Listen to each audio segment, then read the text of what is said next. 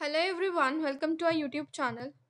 तो इस वीडियो के अंदर हम स्टार्ट कर रहे हैं कंटेम्प्रेरी इंडिया एंड एजुकेशन। आपका बीएड का पेपर 2 है। ये बुक जो है आपकी पेपर 2 फर्स्ट ईयर का है और ये आप सभी के लिए इम्पॉर्टेंट है। और ये जो बुक है ये बहुत ही बोरिंग है, मुझे भी बहुत बोरिंग लगती है, but still on demand I am starting the video lectures of this book. तो आज स्टार्ट कर रहे हैं यूनिट 1 से and daily I will try my level best to give you the daily sessions for this book. तो आज के unit 1 के अंदर हम पढ़ेंगे टॉपिक। जो यूनिट 1 है वो है कॉन्स्टिट्यूशन ऑफ इंडिया और एजुकेशन के बारे में। तो वीडियो के टाइटल भी आपका यही है, constitution of India and education, कि हमारा जो कॉन्स्टिट्यूशन है वो क्या होता है और उसका एजुकेशन के अंदर क्या इम्पोर्टेंट रोल है। बेसिकली हम ये दो चीज़ों को आज इस वीडियो के अंदर कवर करेंगे और उसके बाद हम आगे बढ़ेंगे इस यूनिट के थ्रू। ठीक है, तो कॉन्स्टिट्यूशन क्या है? कॉन्स्टिट्यूशन एक लीगल डॉक्यूमेंट है, फंडामेंटल लीगल डॉक्यूमेंट, जिसके अकॉर्डिंग जो गवर्नमेंट है पूरी इंडिया की वो फंक्शन करती है। ठीक है, अब जैसे हर जगह के, आपके घर के, आपके स्कूल के, या जहाँ पर भी हम होते हैं वहाँ के क्या होते हैं, कुछ रूल्स और रेगुलेशंस होते हैं, है ना। हर जगह के क्या होते हैं, कुछ रूल्स और रेगुलेशन। तो अगर हम उन कुछ रूल्स एंड रेगुलेशन की बात करें तो वो पूरी कंट्री में क्या होता है, कॉन्स्टिट्यूशन, मतलब पूरी कंट्री में कौन से रूल एंड रेगुलेशन फॉलो होंगे, वो लीगल डॉक्यूमेंट जिसके अंदर ये सब कुछ लिखा है उसको हम क्या कहते हैं, कॉन्स्टिट्यूशन। इसके अंदर बेसिक लॉज डिफाइन होते हैं। आपने सुना होगा कि मतलब आप कहते हैं कि चोरी करी तो इस आर्टिकल के थ्रू वजह से आपको ये सज़ा होगी एंड ऑल, ये सब आपने सुना होगा। तो ये आर्टिकल क्या है, ये कॉन्स्टिट्यूशन में लिखे गए आर्टिकल्स हैं जिनके अंदर सब चीज़ डिफाइंड है कि अगर आपने ये किया तो ये होगा, अगर आपने वो किया अब ये होगा। और इसमें सिर्फ यही नहीं कि आपके कुछ करने पर ही कुछ होगा, आपके कुछ बेसिक राइट्स भी हैं, उनके बारे में भी इस कॉन्स्टिट्यूशन में डिस्कशन है। बेसिक राइट, राइट मतलब होता है अधिकार क्या है। तो एक कॉन्स्टिट्यूशन एक मतलब हर लॉ सुपीरियर है सबसे ज़्यादा। इसमें सबसे इम्पॉर्टेंट लॉ ये है दैट आप जितने भी लोग हैं इस इंडिया में, इस कंट्री के अंदर, कंट्री का इंस्टीट्यूशन है, तो उन सभी को वो लॉज को फॉलो करना है। और वो लॉ अगर कोई ब्रेक करता है तो उसके अंदर उसका रिजल्ट भी लिखा हुआ है कि अगर आप इस लॉ को ब्रेक करेंगे तो आपके साथ क्या होगा। इंडियन कॉन्स्टिट्यूशन अगर मैं बात करूं तो स्टार्ट कैसे होता है, we the people of India having solemnly resolved to constitute India into a sovereign, socialist, secular, democratic republic and to secure to all citizens। ऐसे करके कॉन्स्टिट्यूशन की लंबी चौड़ी सी लाइन है, आप इस एक लाइन को याद कर सकते हैं। कौन से कॉन्स्टिट्यूशन की बात कर रहे हैं हम, इंडियन कॉन्स्टिट्यूशन की। ठीक है, इंडियन कॉन्स्टिट्यूशन की बात करें because we live in the country which is India.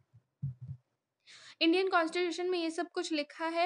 Actual में ये क्या है, ये हमें क्या देता है, राइट्स देता है, अधिकार देता है इंडियन सिटीजन को, कि इंडियन सिटीजन को क्या क्या अधिकार हैं, वो क्या क्या चीज़ें हैं जो वो कर सकते हैं, किस किस चीज़ों पर वो आवाज़ उठा सकते हैं, कौन कौन सी चीज़ें हैं जो उन्हें नहीं करनी चाहिए, किन किन रूल्स को वो ब्रेक नहीं कर सकते।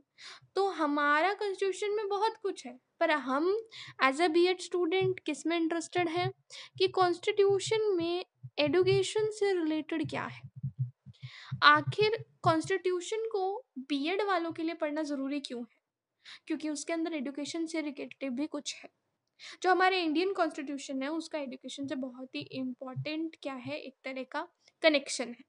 वो कनेक्शन क्या है, कॉन्स्टिट्यूशन एडुकेशन फंक्शन के लिए बहुत सी चीज़ें प्रोवाइड करता है, जिसमें से सबसे पहली चीज़ है इक्वल राइट्स। किसके लिए, जो भी इंडिया में रह रहा है उसके पास इक्वल राइट है एडुकेशन को लेने के लिए। आपने देखा है 14 ईयर्स तक कंपलसरी एडुकेशन है। ये सब चीज़ें आपको कहाँ पे मिलेंगी, आपके कॉन्स्टिट्यूशन में मिलेंगी। According to the relating to education 2002 जो कॉन्स्टिट्यूशन है अंडर आर्टिकल 21A। अब यहाँ पे हम ना कुछ आर्टिकल्स का डिस्कशन करेंगे, तो उन आर्टिकल्स को आप ध्यान से समझिएगा। आर्टिकल 21A में क्या लिखा है, राइट टू एजुकेशन, कि स्टेट फ्री और कंपल्सरी एजुकेशन प्रोवाइड करेगा किसके लिए? Children of the age 6 to 14 years. बहुत इंपॉर्टेंट चीज़ है कि 6 से लेकर 14 साल तक के बच्चे के लिए कॉन्स्टिट्यूशन क्या करता है? फ्री एजुकेशन प्रोवाइड करता है। मतलब अगर कोई नहीं भी अफोर्ड कर सकता तो वो फ्री में भी अपने बच्चे को 14 वर्ष तक पढ़ा सकते हैं। तो गवर्नमेंट स्कूल्स जो बने हैं ना आपके, वो उसी लिए बने हैं ताकि जो हमारे कॉन्स्टिट्यूशन की बेसिक राइट्स हैं वो फॉलो हो सके। उसके बाद आर्टिकल 45, ये दो एजुकेशन के बहुत इंपॉर्टेंट आर्टिकल हैं। आपका एक आर्टिकल 21A और एक आर्टिकल 45। आर्टिकल 21A क्या कहता है कि 6 से 14 ईयर्स के बच्चों के लिए कंपलसरी एजुकेशन है, पूरी स्टेट उन्हें प्रोवाइड करेगी और ध्यान भी रखेगी कि सबको मिल रही है। और आर्टिकल 45 क्या कहता है? It is the provision for early childhood care and education to children below the age of 6 years. 6 से छोटे वर्ष की आयु के बच्चों के लिए है ये। 6 से छोटे जो बच्चे होते हैं उनके लिए, यानी बिलो 6। तो 21A आर्टिकल किस में फोकस्ड है? 6 से लेकर 14 साल के बच्चों के लिए। और आर्टिकल 45 बिलो 6 ईयर्स कि स्टेट जो है वो उन्हें अर्ली चाइल्डहुड केयर प्रोवाइड करेगी। मतलब बच्चे की केयर नहीं हो पा रही, क्योंकि 6 से कम साल के बच्चे को ना बेसिक चीज़ें सिखाई जाती हैं, तो वो बेसिक चीज़ उनको नहीं मिल रही, उनकी केयर नहीं हो पा रही, उनको एजुकेशन नहीं मिल रही। तो वो अंडर 6 वालों के लिए ये कौन सा आर्टिकल कहता है? 45 आर्टिकल कहता है। तो ये आपकी राइट है। मतलब अगर आपको कोई फ्री में पढ़ा रहा है कोई स्कूल और वो कह रहे हैं कि हम आपके ऊपर एहसान कर रहे हैं, तो यू कैन से दैट ये हमारा अधिकार है। एक फ्री एजुकेशन हमें मिलना ये हमारा अधिकार है with the law of constitution. And you as a teacher, आपको ये सब चीज़ें पता होनी क्यों ज़रूरी है? ताकि आपके सराउंडिंग में कोई भी बच्चा ऐसा ना रह जाए कि मतलब जो फाइनेंशियल कंडीशन की वजह से क्या कर नहीं पा रहे, पढ़ाई नहीं कर पा रहे। उसके बाद बात करते हैं आर्टिकल 51A की। आर्टिकल 51, यहाँ मैं किसके रिलेटेड की बात कर रही हूँ? हम बात कर रहे हैं वो सभी आर्टिकल्स जो किससे कनेक्टेड हैं? एडुकेशन से कहीं ना कहीं कनेक्टेड है। अब बात करते हैं आर्टिकल 51A की। अभी हमने किस किस की बात करी? आर्टिकल 21A और आर्टिकल 45। अब हम बात करें आर्टिकल 51A की। वो क्या कहता है? फंडामेंटल ड्यूटीज पे है। मतलब हमारे हर सिटीजन की एक ड्यूटी क्या है? India who is a parent और गार्डियन। मतलब इंडिया पूरी एक तरह से कंट्री है। जैसे अब हम एक घर में पेरेंट होते हैं सब इन्फॉर्मेशन देने के लिए, ऐसे कंट्री का रोल है। वो किसका काम करता है? एक पेरेंट या गार्डियन का काम कर रहा है। ठीक है। क्या प्रोवाइड करना? अपॉर्चुनिटीज प्रोवाइड करना। किस चीज़ के लिए? एजुकेशन के लिए अपने बच्चों को। अपने बच्चे यहाँ पे कौन है? यहाँ पे पूरे इंडिया के सिटीजन उसके बच्चे हैं। और कौन सी एज तक के लिए? Between 6 to 14 years. तो आप देख सकते हैं कि कॉन्स्टिट्यूशन कितना इम्पॉर्टेंट है। एक इंडियन एजुकेशन कमीशन 1964 to 1966 में बिल्ट हुआ था, जिसके अंदर मतलब इस कमीशन में को अपॉइंट किया गया था एक रेजोल्यूशन के साथ। रेजोल्यूशन होता है कि एम के साथ। मतलब क्या उन्होंने डिसाइड किया था? एक गवर्नमेंट ने करा। कब? 14 जुलाई को 1964 में। और इस कमीशन को अपॉइंट क्यों किया गया था? ताकि जो पैटर्न है एजुकेशन का वो ढंग से फॉलो हो सके, जनरल पॉलिसीज डेवलप हो सके। हर स्टेज पे क्या क्या चीज़ एजुकेशन में इंक्लूड होनी चाहिए, उस सब चीज़ों से रिलेटेड जो है यहाँ पे एक कमेटी थी 1964 से 66 तक बनाई गई थी जो। और इस कमीशन में मतलब ये जो कमेटी या कमीशन बोले, इसमें कौन थे? प्रोफेसर DS कोठारी थे। आपने बहुत बार कोठारी कमीशन का नाम सुना होगा। सबसे इम्पॉर्टेंट है। कोठारी कमीशन में हमारे एजुकेशन से रिलेटेड बहुत सी चीज़ें हैं जो आज तक भी फॉलो होती आ रही है। तो वही कोठारी कमीशन है। इसके अंदर जो प्रोफेसर DS कोठारी थे वो चेयरमैन थे इसके। और उसके बाद एक्स प्रोफेसर ऑफ फिजिक्स के, यानी बहुत से लोग और भी इस कमीशन में शामिल थे। बेसिक आपको ये पता चल गया कि ये सबसे पहली कमेटी बैठी गई थी जो एजुकेशन से रिलेटेड हमारे कॉन्स्टिट्यूशन में चेंजेस आए उसके लिए, या फिर चेंजेस आए कहूँगी कि बनाया गया। अब इस रिपोर्ट जो उन्होंने रिपोर्ट दी, अब जब कोई कमीशन बैठता है तो वो एक रिपोर्ट तैयार करते हैं अपने काम की, कि उन्होंने क्या काम किया, उन्होंने क्या कंक्लूड किया, उस सब की वो एक रिपोर्ट तैयार करते हैं। तो उनकी रिपोर्ट बेसिकली 3 कैटेगरी में डिवाइडेड थी। उनकी रिपोर्ट की अगर हम बात करें, कोठारी कमीशन की रिपोर्ट की, तो वो कितनी कैटेगरी में डिवाइडेड थी? वो 3 कैटेगरी में डिवाइडेड थी। पहली, it is relating education system of life needs and aspiration. जीना कैसे है, ज़रूरत के बारे में, और एस्पिरेशन की उनका मतलब एम क्या है एक तरह से।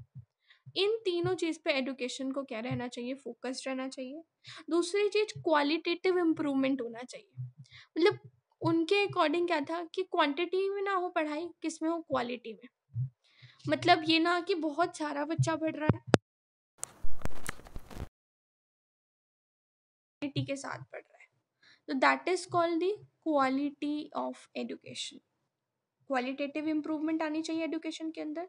और thirdly, expansion of education facilities on the basis of man power needs, और मतलब हमारे एजुकेशन फैसिलिटी की इक्वलाइजेशन। इक्वलाइजेशन समझते हैं कि हर जगह इक्वल एजुकेशन फैसिलिटीज प्रोवाइड कराई जा रही है।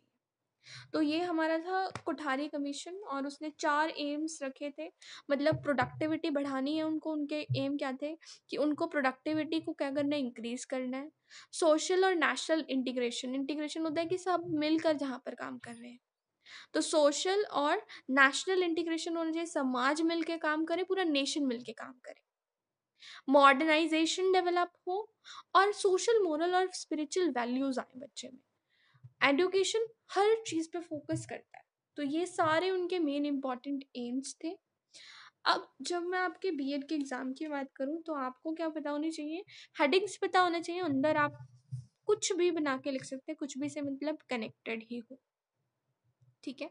तो यहाँ पे हमने कोठारी कमीशन की बात करी, उसके ईयर की बात करी। कुछ इंपॉर्टेंट आर्टिकल्स को देख लेते हैं। वो इंपॉर्टेंट आर्टिकल्स हमारे कौन से होंगे जो एजुकेशन से कनेक्टेड है, ठीक है। तो एजुकेशन से कनेक्टेड हमने आर्टिकल 28 देखना है।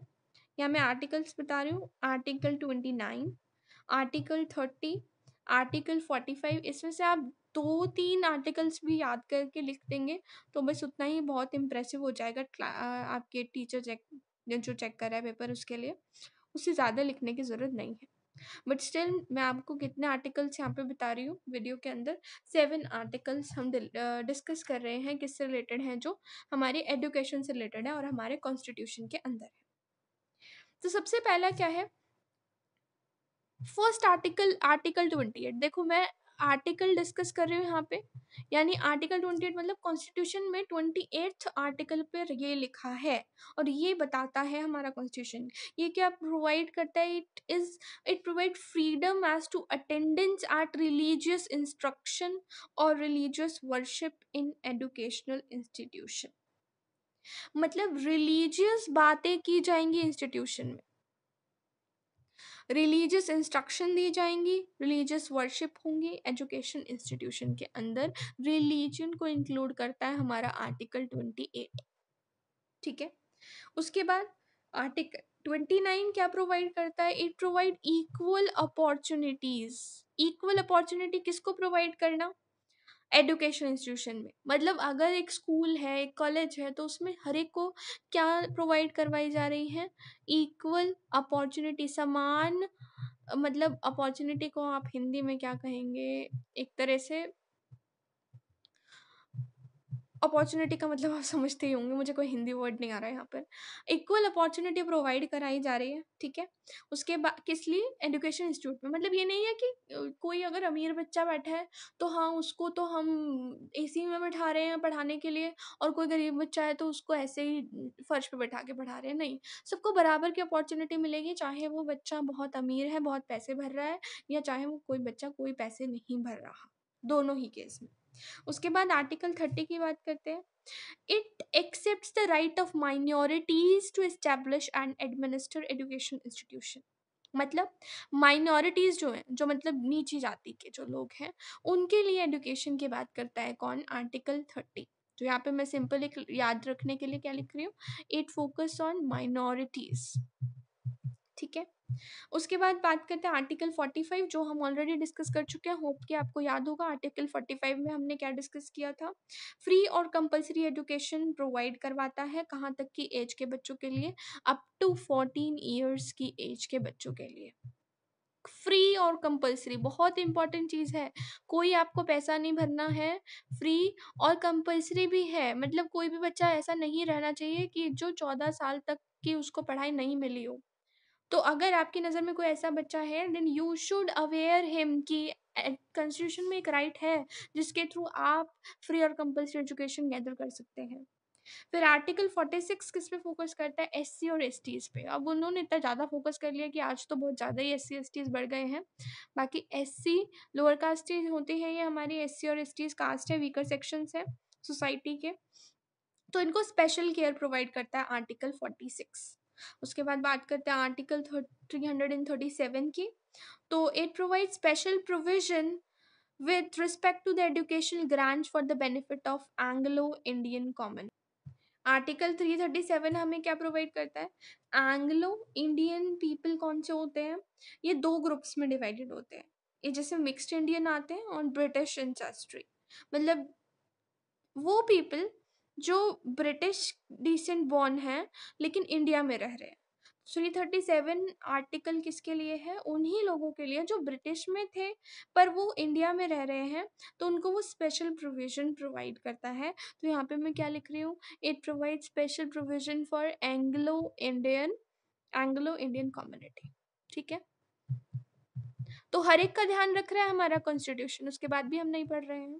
That's very very very bad. मतलब पढ़ा रहे हैं, अभी भी सोसाइटी में बहुत से बच्चे हैं जो नहीं पढ़ते, जो एक छोटी ही एज में किसी ना किसी काम में लग जाते हैं। कोई रेडी पे बेच रहा है, कोई भीख मांग रहा है, कुछ कर रहे हैं। बट मतलब ये तो तब है जब हमारे कॉन्स्टिट्यूशन फ्री एजुकेशन प्रोवाइड कर रहा है। ठीक है, उसके बाद आर्टिकल 350 ए क्या करता है? ये कहता है कि बच्चे को जो इंस्ट्रक्शन है वो उसकी मदर टंग में दी जानी चाहिए। मदर टंग में मतलब जिस भाषा वो बचपन से जो भाषा पढ़ रहा है उसी भाषा में उसको प्राइमरी स्टेज पर ज्ञान दिया जाना चाहिए।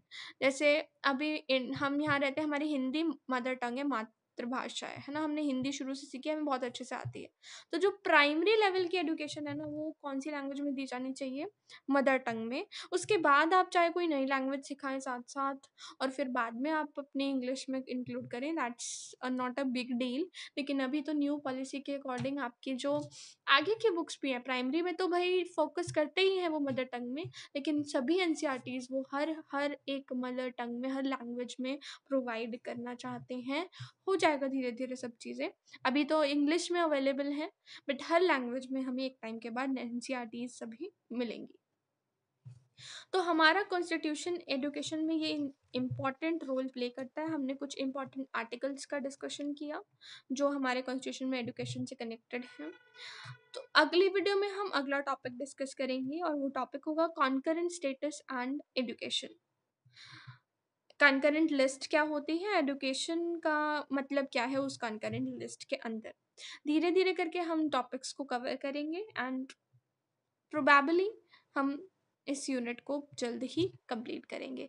अगर आपको वीडियो पसंद आई हो then stay connected with us and do subscribe our channel, press the bell icon to get instant notification of all our videos. Thank you.